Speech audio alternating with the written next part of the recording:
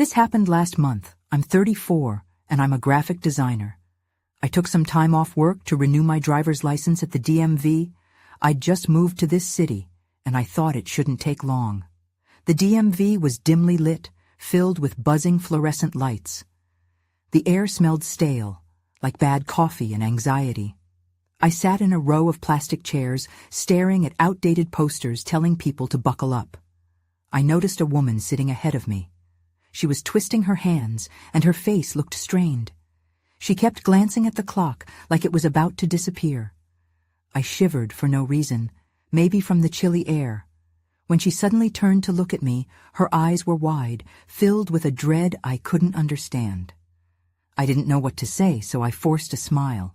I left the DMV that day, convinced it was just a normal trip. But things changed after that. A week later, I couldn't shake the feeling that someone was watching me. I started getting strange phone calls from numbers I didn't recognize. These calls never rang long enough for me to answer. My heart raced every time my phone buzzed. I thought I was just imagining things, that I was overreacting. Then I started seeing her, the woman from the DMV. I spotted her at the grocery store, always glancing behind her as if someone was after her. I would try to get closer, but she vanished before I could reach out. My heart raced every time. It felt strange, almost like a game of hide and seek. Was it all just coincidence? Or was something unexplainable happening? Every day on my way to work, I thought about her. Did she know something I didn't? I started to doubt my sanity. Was all this just in my head? Each evening as I lay in bed, that uneasy feeling grew. I felt shadows lurking in the corners of my room. Sometimes I'd look in the bathroom mirror, and my reflection seemed to hesitate before mirroring me. I felt cold every time it happened. A couple weeks passed, and I saw her again. She stood on a corner, looking around wildly. I wanted to approach her, to ask what was going on, but she caught my eye first, and I felt a jolt in my stomach. She mouthed something, but I couldn't hear. Then she pointed at something behind me. My heart sank. I turned around, but the moment I did, everything went dark. I couldn't see what she was warning me about. My skin prickled with fear. I tried to make sense of everything, but things spiraled out of control. I felt trapped, caught in something beyond my understanding. I kept thinking about that day at the DMV. Was it just the beginning? I had so many questions, but no answers. I couldn't shake the feeling that something was terribly wrong. Each day dragged on, and I felt more and more isolated. I didn't know how to escape this nightmare. The next day, I decided to confront everything head-on. I had to find that woman. Maybe she could explain why my world felt upside down. I drove to the corner where I'd last seen her, my heart thumping with determination and dread. It was a busy intersection, brimming with people going about their day. I scanned their faces, looking for her. Nothing. I parked across the street, feeling foolish for even trying. Maybe I was imagining it all. Maybe it was just my stress playing tricks on me. As I sat there, I noticed a dark sedan idling a few cars down. The driver was wearing sunglasses, but I could feel their gaze piercing the air. I swallowed hard. Was something wrong? Just then, my phone buzzed with another call from an unknown number. I nearly jumped out of my skin, but answered anyway. "Hello?" I said, my voice shaky. Silence. I listened closely. The only sound was the faint rustling, as if someone were breathing heavily on the other end. My stomach twisted. I hung up and glanced back at the car. The driver was now leaning forward, seemingly watching me intently. I felt a surge of panic. I had to get out of there. I backed out of my parking spot, but before I could make a clean getaway, I saw her, the woman from the DMV, emerging from a nearby cafe. She looked different this time, her hair messy, her clothes disheveled. She was moving quickly, glancing around wildly. She spotted me and made a beeline for my car. I rolled down the window just as she reached me. "You need to listen to me," she blurted out, breathing heavily. "Get out of the city." "What?" I was bewildered. "Why? Who's after you?" She shook her head, panic etched across her features. I can't explain right now. Just trust me. You've seen me. You're in danger too. Before I could respond, the dark sedan began moving toward us. The driver was now in a hurry. My heart raced. I had no idea what to do. My instincts screamed at me to run. Please, you have to go, she urged again, her eyes wide with fear. I was torn. I wanted to help her, to understand what was happening. But the closer the car got, the more I felt like a deer in headlights. The woman took a step closer, her voice a frantic whisper now. Don't let it find you. You don't know what you're dealing with. Just then, the sedan came to a screeching halt, and I could see a figure beginning to open the door. My mind went blank. Without thinking, I slammed the gas pedal. In a blur, I drove down the street as fast as I could, glancing in my rearview mirror to see her fading in the distance. My heart pounded in my chest, and fear caged me in a tight hold. What have I gotten myself into? Then, suddenly, my phone buzzed again. I glanced down to see another unknown number, but this time I noticed something peculiar. In my contacts, there was a new name, a name I didn't recognize, next to the number. That's when I felt it, another chill creeping up my spine. I needed answers, and fast. I turned my phone off and tossed it onto the passenger seat. I couldn't take another unknown call right now. My mind raced with questions, and I felt like I was driving in circles, both literally and metaphorically. I needed to find a safe place to think. I pulled into a small diner parking lot a few blocks away. It was old and weathered, but it felt comfortable. I parked, took a deep breath, and tried to calm myself. The warmth of the diner could offer a brief respite from everything happening outside.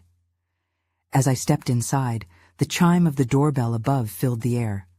The place was nearly empty, except for a couple of regulars at the counter and an elderly woman sitting in a booth in the corner.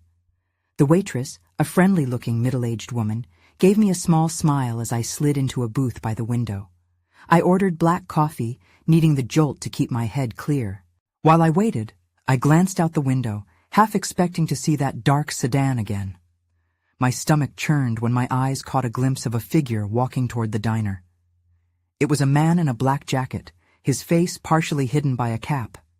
He stopped on the sidewalk and scanned the area, his posture tense.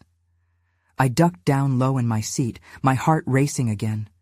Why was he watching? Was he with the sedan? My mind flashed back to the woman's frantic warnings. I needed to stay hidden. A few moments later, I heard the bell jingle as he walked in. I held my breath, praying he wouldn't notice me. He strode over to the counter and ordered a coffee, sitting at the end, his back towards me. I had never felt so exposed, so vulnerable. My coffee arrived, and I took it without looking up. I needed to stay calm, to think this through. Maybe I could just slip out the back, but what if he followed me? A surge of frustration washed over me. I needed to know what was happening. As I slowly sipped my coffee, I kept glancing at him. I could feel my heart in my throat, and every minute felt like an eternity. Then, just as I thought I might escape unnoticed, the waitress leaned over to him, whispering something. He abruptly turned in my direction, and my breath caught in my throat. That's when I saw it, a tattoo peeking out from under his jacket. It was a symbol, one I recognized from an online article about a secret society involved in conspiracy theories. My stomach dropped. The woman must have been warning me about something real, something dangerous. I had to make a choice. I could run or stay and gather more information. But as the man began to rise, his gaze sharp and focused, I knew that running might be my only option. I slid out of the booth quietly, my heart racing as I eyed the exit. I had to act fast before I became part of whatever this was. Just as I opened the door and stepped out, I heard the jingle of the bell again. Someone was behind me. I turned to look. The bell rang softly again, and my heart skipped a beat as I faced the person behind me. It was the waitress, her eyes wide as if she knew more than she let on. "Hey, you forgot your coffee," she called after me, her voice cheerful, but tinged with an urgency I didn't understand. I shook my head, feeling sweat bead on my forehead. "No, it's okay. I have to go," I managed to say, my voice strained. She took a step forward, lowering her voice. "Please, just a minute. He's looking for someone." I didn't wait to hear more. I turned and dashed down the sidewalk, the chill of the air shocking my senses. My phone vibrated in my pocket, but I ignored it. I could only focus on putting distance between me and that man with the tattoo. I ducked into an alley, my breath coming in quick bursts. The shadows felt like a sanctuary, but I knew it was only temporary. I pressed my back against the cool brick wall, straining to listen. I needed to know if he was following me. Glancing back toward the diner entrance, I felt the weight of the moment. The waitress had said he was looking for someone. Was that someone me? I couldn't shake the idea that I was in over my head. I checked my phone. No messages. I felt a brief flicker of hope. Maybe I was wrong about everything. But then I heard it. Footsteps. Heavy and deliberate. My stomach twisted again as the footsteps got closer. Without thinking, I slipped deeper into the alley. I needed to find a way to lose him. The alley was a maze of dumpsters and flickering lights, and I ran as quietly as I could, my breaths shallow. I skidded around a corner, hoping to find another exit. As I turned, my foot caught on something, and I stumbled, nearly falling. I caught myself against a dumpster, steadying my breath. Peeking out from behind it, I saw him. The man in the black jacket was at the mouth of the alley, glancing left and right, searching. My heart pounded painfully in my chest. I couldn't just wait. I needed to act. I spotted a narrow doorway nearby, its paint chipped and peeling. It looked like it hadn't been used in years, but it might be my only chance. I crept toward it, praying it wasn't locked. Just as I reached the door, I heard a voice. "Hey, you!" It was the man, and panic surged through me. He was coming. I flung the door open and ducked inside, heart racing. It was dark, the air stale and thick. I felt around for a light switch but found nothing. I couldn't hear him anymore.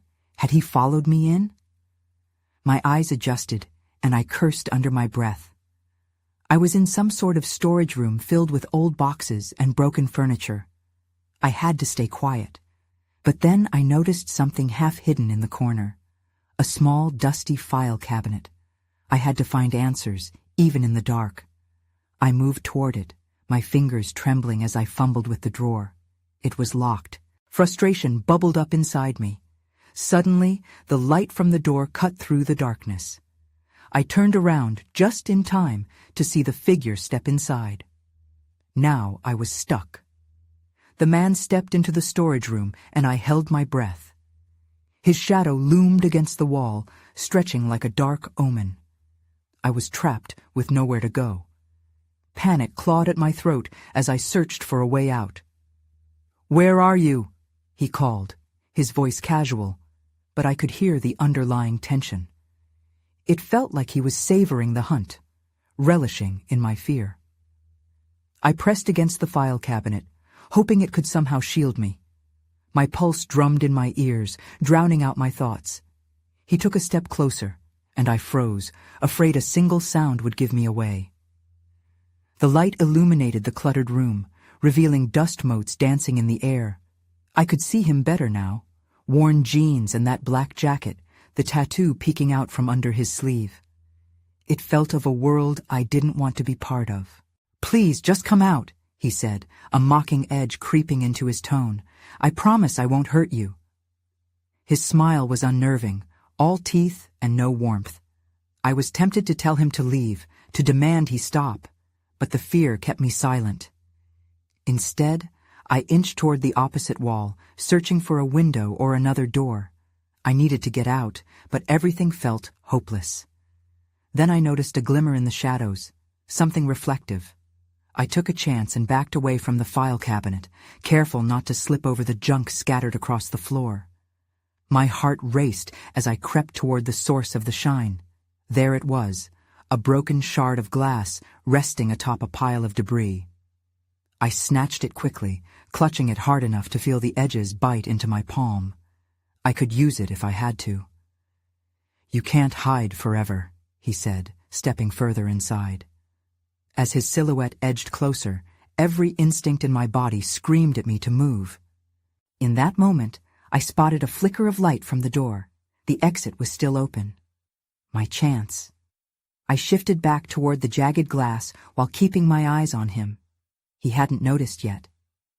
Suddenly, a loud clang echoed from outside. A dumpster tipped over, followed by the sound of muffled voices. My heart jumped. Perhaps someone else was around. Maybe they could help. "Stay quiet," I hissed at myself. I knew I needed to be stealthy. The moment he turned to glance outside, I bolted for the door, moving as silently as I could. "Hey!" he shouted, realizing too late what I was doing. I dashed through the doorway and into the hall, scrambling to the left. I heard him curse behind me. The corridor stretched ahead, empty and dimly lit, but I knew there had to be a way out. Just as I rounded the corner, my foot slipped on something slick. I stumbled and fell, the shard slipping from my grasp. My heart sank as I watched it skitter away, disappearing under the shadows. A low growl of frustration escaped me as I pushed myself up. I had to keep moving. I couldn't let him catch me. And that was when I heard it. Footsteps not far behind me. I had only moments to escape, but my body felt heavy. I had to find a way out before it was too late. I sprinted down the corridor, the cold grip of fear sending adrenaline coursing through my veins.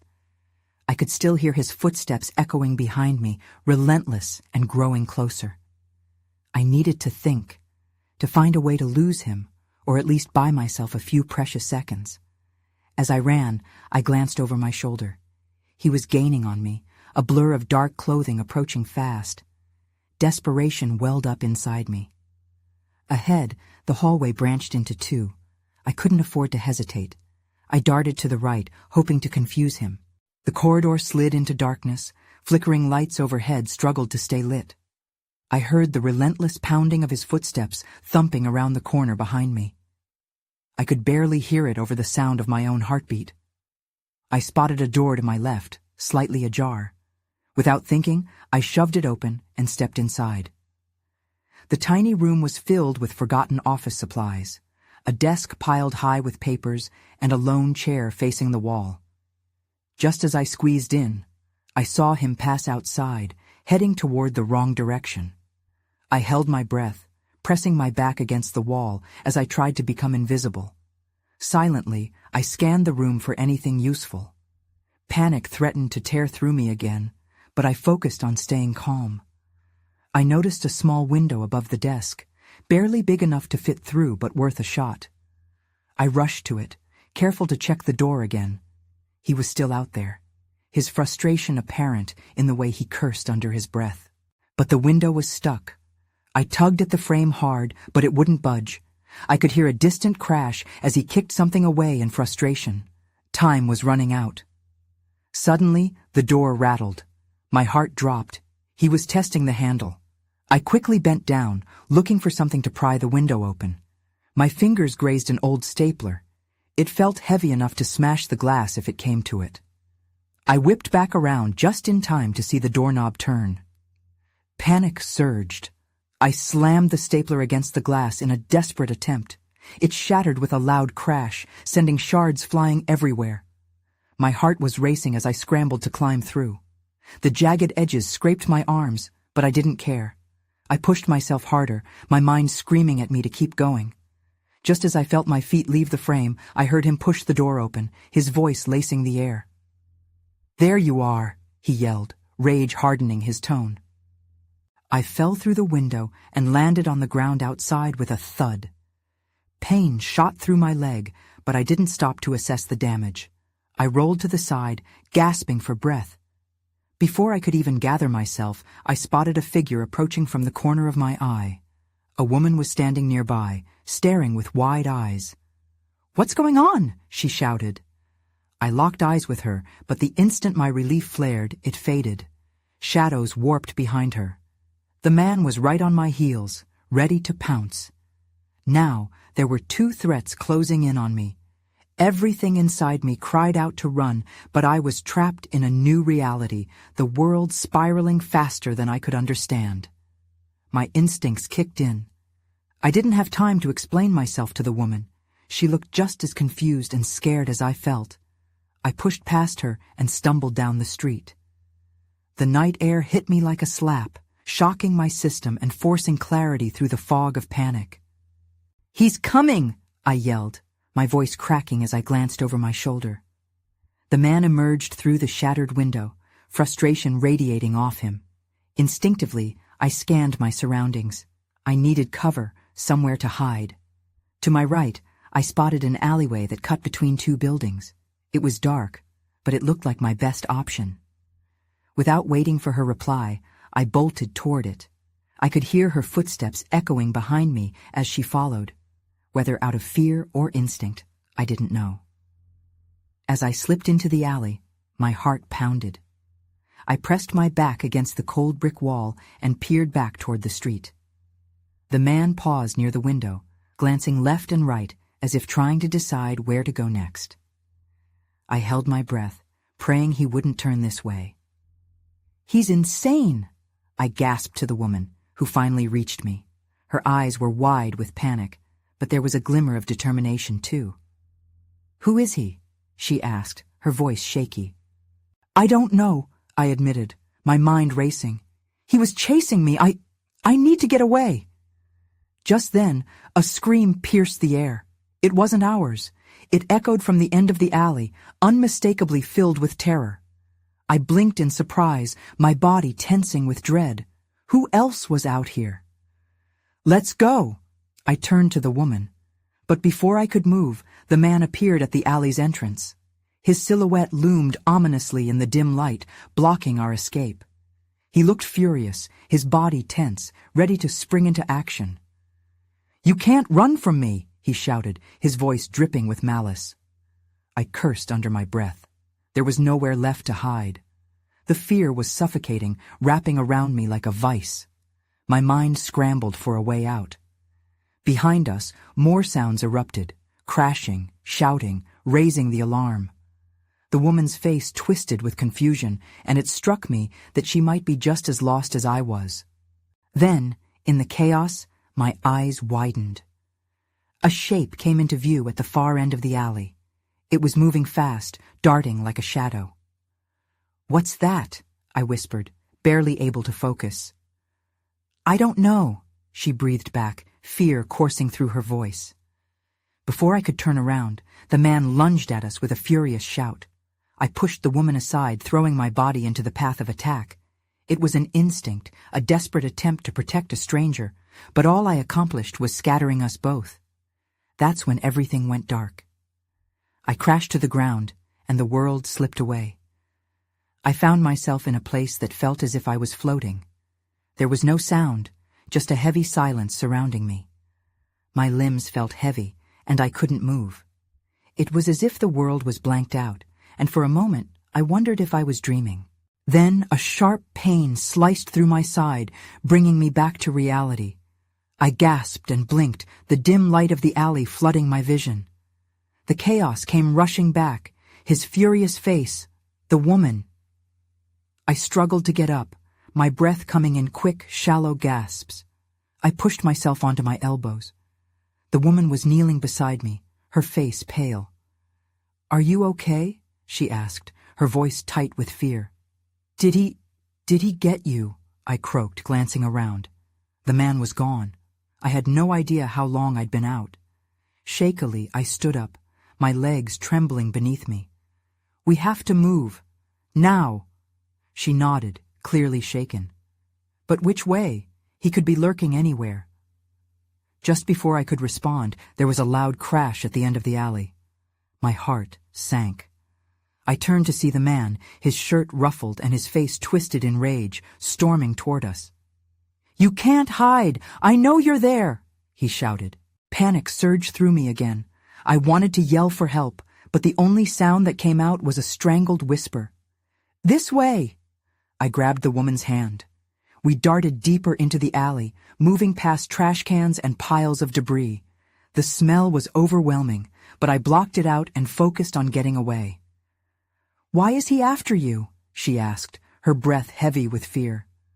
"I don't know. I just saw something I shouldn't have. It's all a blur." I glanced back.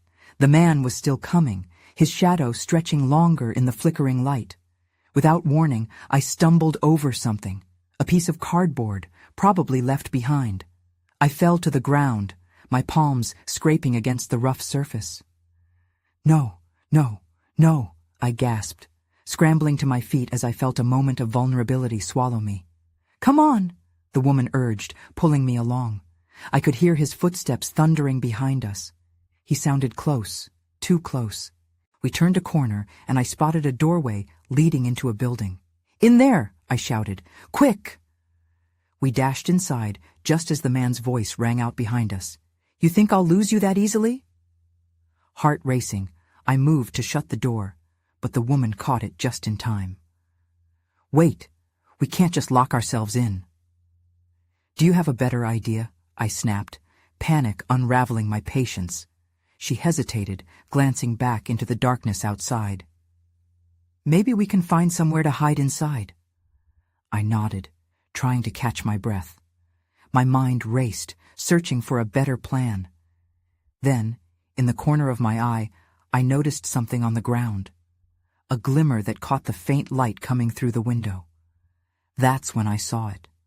A gleaming knife, half covered in dirt. My stomach dropped. It felt wrong, like a trap set just for me. But at that moment, it was also an opportunity. I lunged for the knife, adrenaline pumping through my veins.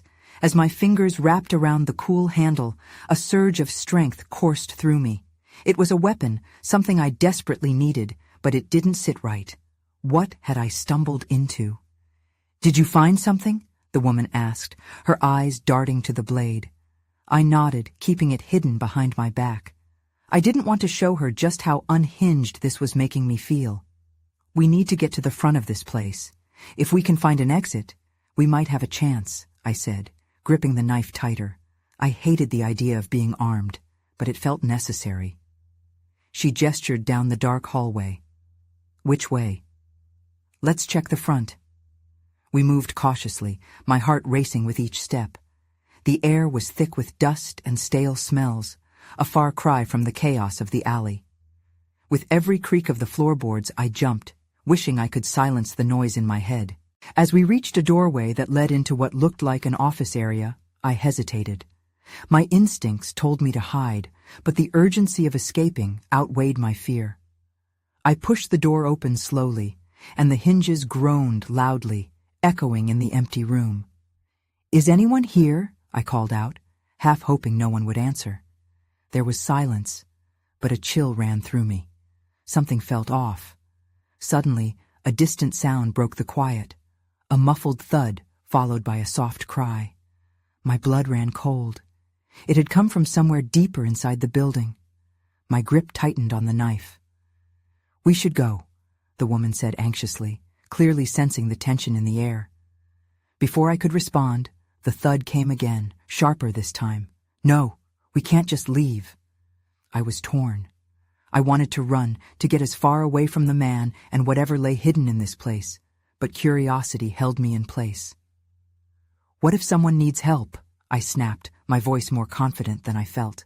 "It could be another victim." She shook her head. "But we might be the next victims. We don't even know who—" "Just stay close." I turned toward the source of the noise. "I have to see." The woman followed, her footsteps hesitant.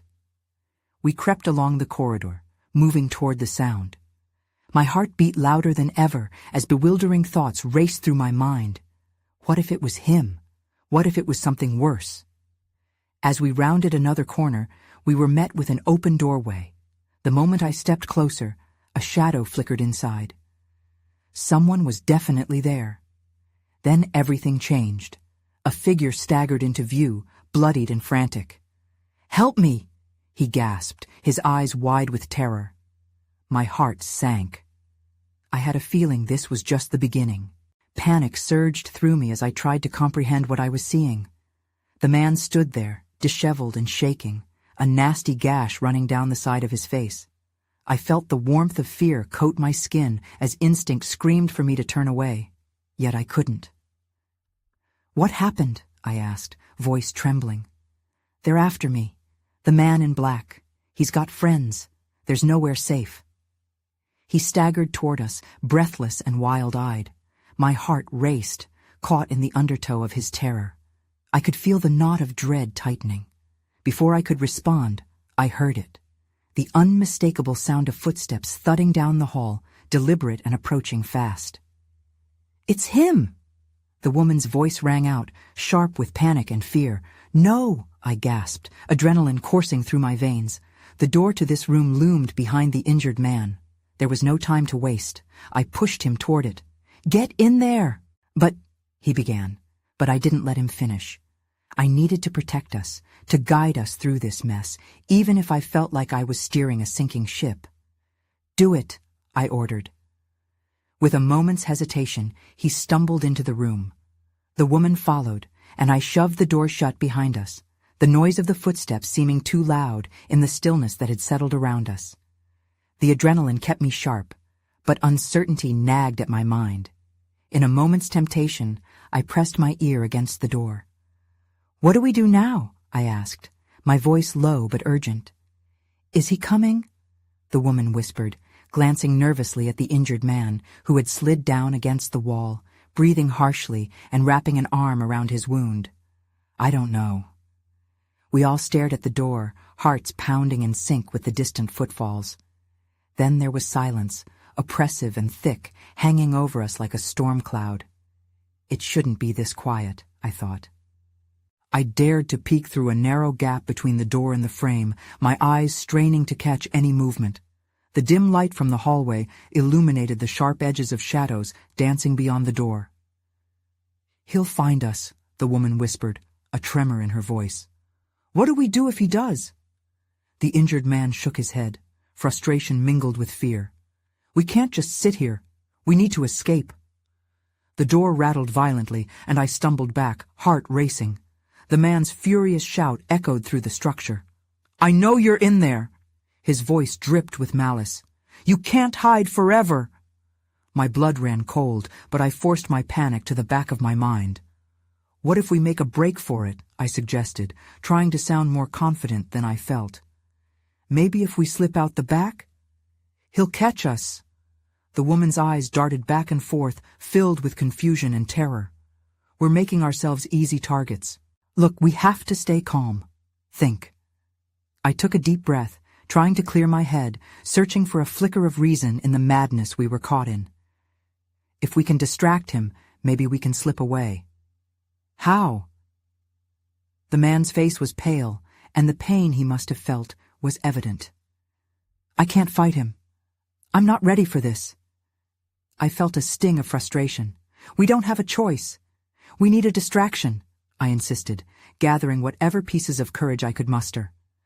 "There has to be something in this room we can use." In desperate silence, we began to scrounge through the small space, our hearts pounding in tandem. The injury man grimaced as he pushed himself up, pain flashing across his features. I found something!" He started to stumble toward a half-broken box. "What is it?" I asked, curiosity driving me forward. He dragged out a heavy metal paperweight, its surface shining dully in the dim light. "This might work as a weapon. We can throw it to confuse him. When he's distracted..."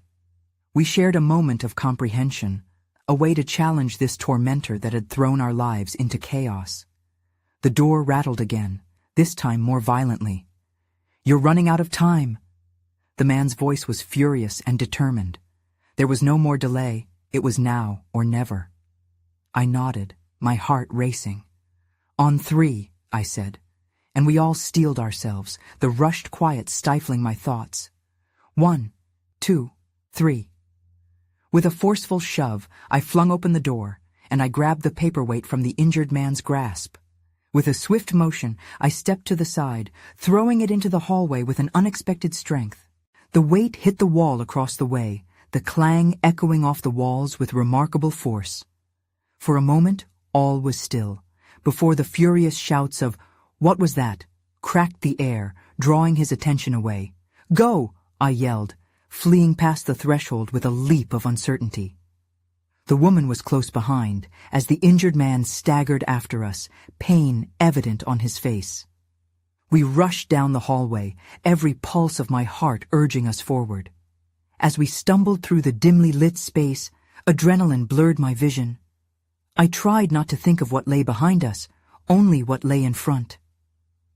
I caught a glimpse of daylight peeking through a doorway at the end of the corridor. The exit beckoned to me, hope fluttering like a fragile bird in the pit of my stomach. "Almost there!" I shouted, urging everyone on. That's when I felt it, a heavy darkness creeping up behind me, making the hairs on the back of my neck stand at attention. "It's not over," I murmured, but there was no time to dwell. My heart thundered in my chest as I burst through the doorway and into the outside world, blinding sunlight washing over me in a harsh light. I stumbled to a stop, gasping for breath. The woman and the injured man emerged behind me, panting heavily. I glanced around at the bustle of the street, panic creeping back in. Had we escaped? But in my peripheral vision, I spotted the shadow of the man in black in the distance, a dark figure unraveling in the throngs of the crowd. My heart sank back into the pit of dread that had become so familiar. "What do we do now?" the woman asked, voice trembling. I felt 1,000 questions tear at the edge of my mind, unanswered and cutting deep. "I don't know," I admitted, heart heavy with uncertainty. "But this isn't over. Not yet."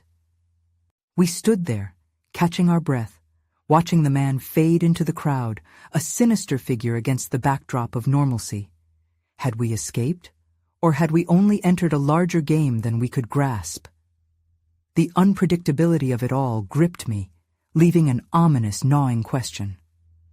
I moved forward, pulling both of them with me as we headed into the bustle of the street, desperate to blend in.